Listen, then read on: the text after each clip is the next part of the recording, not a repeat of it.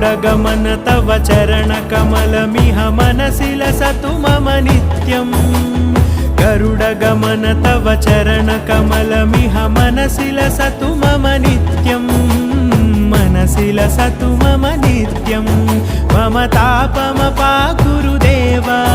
मम पापमपाकुरु देव मम तापमपाकुरु देव मम पापमपाकुरु देव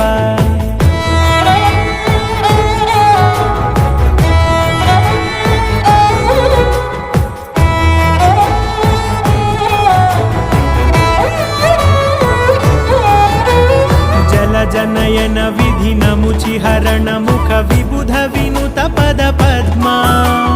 जल जनयन विधिनमुचिहरण मुख